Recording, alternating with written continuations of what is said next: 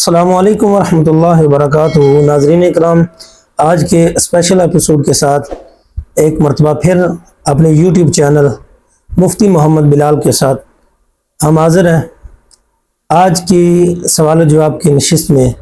ہمارا پہلا سوال ہے، ہم ایک کمپنی میں ہوتے ہیں تو ہمارے جو افسر ہیں انہیں میں اکثر سوال کرتا ہوں تو سوال کا وہ جواب نہیں دیتے، شاید نفرت کی وجہ سے یا بڑے پن کی وجہ سے۔ تو میں نے اپنے دوستوں سے مشورہ کیا تو انہوں نے مجھے جواب دیا، کہا کہ چونکہ سلام کا جواب دینا واجب ہے اور واجب کو ترک کرنے کی وجہ سے وہ گنہگار ہوتے ہیں، لہذا تو سلام کرنا چھوڑ دیں۔ تو کیا میرا یہ عمل درست ہے؟ جواب عرض یہ ہے کہ دیکھیں، سلام کرنا سنت ہے کہ جب آپ سلام کریں اور جواب سے سلام اپنا اونچی آواز سے سلام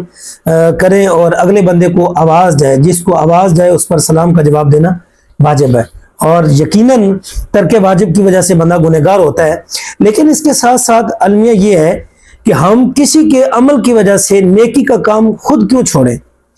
تو اس میں میرا یہ مشورہ ہے کہ آپ سنت کو اس کے عمل کی وجہ سے ترک نہ کریں، آپ اسے سلام کرتے رہیں، ممکن ہے اس کے دل میں کسی نہ کسی دن احساس پیدا ہو جائے اور وہ آپ کے سلام کا جواب دینا شروع کر دے۔ اور پھر اس کا ایک بہترین طریقہ یہ بھی ہے کہ جس طرح کہ آپ کو سلام کا طریقہ کار اور اس کا مسئلہ بتایا جا رہا ہے، تو آپ کسی ایسے نمبر سے، کسی دوسرے کے نمبر سے اسے میسج بھیجنے کی کوشش کریں، اسے بتائیں جس طرح کہ یہ آپ کو جواب یوٹیوب کے ذریعے دیا جا رہا ہے، تاکہ اسے اس کے اندر جو احساس پیدا ہو، اسے مسئلہ پتہ چل جائے، ممکن ہے پھر وہ آپ کو جواب دینا شروع کر دے۔ تو اس لیے ضروری ہے کہ آپ کسی کے عمل کی وجہ سے اپنا نیکی کا عمل ترک نہ کریں۔ دوسرا سوال یہ ہے، کیا فجر کے بعد قضا نماز پڑھ سکتے ہیں؟ جواب عرض یہ ہے کہ دیکھیں، جس چیز کی ممانعت آئی ہے وہ ہے نفل نماز پڑھنے کی، قضا نماز کی ممانعت نہیں ہے۔ البتہ مطلقاً ایسا کرنا مکروہ قرار دیا گیا ہے، منع کیا گیا ہے کہ صبح صادق سے لے کے طلوع آفتاب تک، یعنی اشراق کے وقت تک کوئی نماز فجر کی نماز کے علاوہ نہ پڑھی جائے۔ وہ فجر کی نماز کی اہمیت کے پیش نظر ہے، لیکن اگر کوئی قضا نماز پڑھتا ہے تو وہ پڑھ سکتا ہے۔ نفل نماز پڑھنے والا بھی گنہگار نہیں ہے، اگرچہ ناپسندیدہ عمل کر رہا ہے۔ قضا نماز آپ پڑھ سکتے ہیں، لیکن اس کے لیے ضروری ہے کہ آپ کسی کونے کجرے میں آگے پیچھے پوشیدہ ہو کے یا گھر میں جا کر قضا نماز ادا کریں۔ دیکھیں، کوئی وتر پڑھتا ہے یا نماز قضا پڑھتا ہے تو یہ قضا کرنا چونکہ اپنے گناہ کا اعادہ ہے کہ جو اس نے نماز کو چھوڑا تھا، ادا کو اس نے گناہ کا کام کیا تھا، اب وہ اس اپنے ذمہ سے ساقط کرنے کے لیے قضا کر رہا ہے، تو اس کا پوشیدہ رکھنا، چھپانا ضروری ہے۔ لہذا اگر کوئی نماز قضا پڑھنا چاہتا ہے تو وہ پڑھ سکتا ہے، لیکن ایسی جگہ پہ پڑھے جہاں لوگوں کی نظر میں نہ آئے۔ آج کا تیسرا سوال یہ ہے کہ شادی اور ولیمہ ایک دن رکھنا کیسا ہے، جسے آج کل شلیمہ استغفر اللہ کو نام دیا جاتا ہے۔ دیکھیں، میرا ایک سادہ سا سوال ہے، آپ سے یہ پوچھنا چاہتا ہوں کہ مجھے بتائیں کہ یہ ولیمے کا تصور ہمیں کہاں سے ملا؟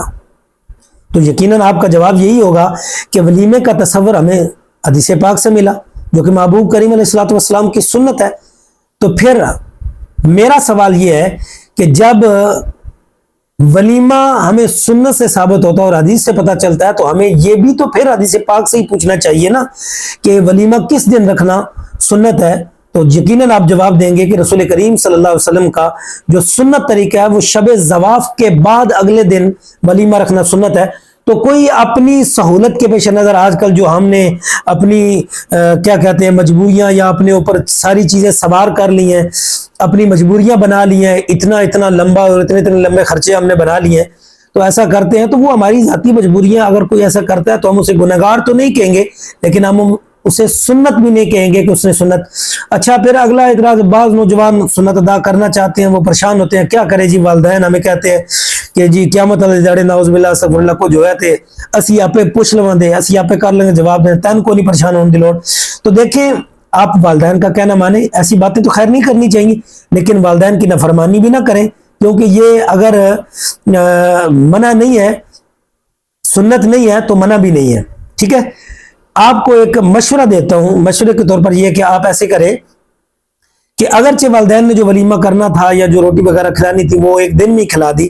تو آپ دوسرے دن شب زواف کے بعد ایک دو دوستوں کو، وہ ولیمہ شرعی یہ سنت نہیں ہے کہ آپ لازمی میرج ہال بک کریں اور اچھے کھانے 7 قسم کے پکائیں تب جا کے ولیمہ ہوتا ہے، بلکہ ایک دو دوستوں کو چھوٹے موٹا کھانا کھلا کر، دعوت میں مدعو کر کے ایک ڈش کے ساتھ مختصر سی آپ اسے کھلا دیں اور اسے ولیمے کے نام دے دیں، آپ کی سنت پوری ہو جائے گی۔ آج کا اگلا سوال یہ ہے کہ مسجد میں پڑھنے والے قرآن جو پڑھے ہوئے ہیں وہ گھر لے جانا کیا جائز ہے؟ دیکھیں، مسجد کی کوئی بھی چیز ذاتی استعمال میں مسجد سے باہر لے جانے کی اجازت نہیں ہے، ٹھیک ہے، یہ مطلق حکم ہے۔ لیکن اگر مسجد میں قرآن بہت زیادہ پڑھے ہیں تو آپ پڑھنے کے لیے گھر لے جانا چاہتے ہیں تو لے جا سکتے ہیں، لیکن فقط پڑھنے کے لیے، بعد میں اسے واپس مسجد میں لا کے رکھنا ضروری ہے۔ ممکن ہے قرآن تھوڑے ہوں اور آپ قرآن پاک کو اٹھا کے گھر لے جائیں اور پڑھنے والا جو قاری ہے وہ آ کے جس نے قرآن پاک پڑھنا ہے وہ تلاش کرتا ہے اور اسے قرآن پاک نہ ملے، تو مسجد کی کوئی بھی چیز ذاتی استعمال کے گھر لے جانا جائز نہیں ہے۔ البتہ قرآن پاک اگر زیادہ مقدار میں پڑھے ہیں تو وہ پڑھنے کے لیے لے جا سکتا ہے، واپس لا کے وہ مسجد میں ہی رکھے گا، اپنی ذاتی استعمال میں گھر نہیں رکھے گا۔ آج کا آخری سوال یہ ہے اور 5واں سوال کہ بچے کے کان میں اذان نہیں دی تو کیا حکم؟ دیکھیں، اذان نومولود بچے کے کان میں دینا یہ سنت ہے، لیکن اگر رہ گئی کسی وجہ سے نہیں دی یا یاد نہیں رہا تو یہ کوئی ایسا فعل نہیں ہے کہ جس کی وجہ سے کوئی شریعت میں سے کہے کہ کو پکڑ ہوگی، گنہگار ہوگا۔ البتہ سنت یہ ہے کہ محبوب کریم علیہ الصلوۃ والسلام کے حدیث پاک کا مفہوم ہے کہ بچے کے کان میں پہلی آواز جو داخل ہو وہ اللہ اور اس کے رسول کا نام ہو، تاکہ اسے یہ ازبر ہو جائے کہ میں مسلمانوں کے گھر میں پیدا ہوں، خوش قسمت ہوں اور میرے کان میں سنت کے مطابق اذان دی گئی ہے۔ واللہ عالم بالصواب۔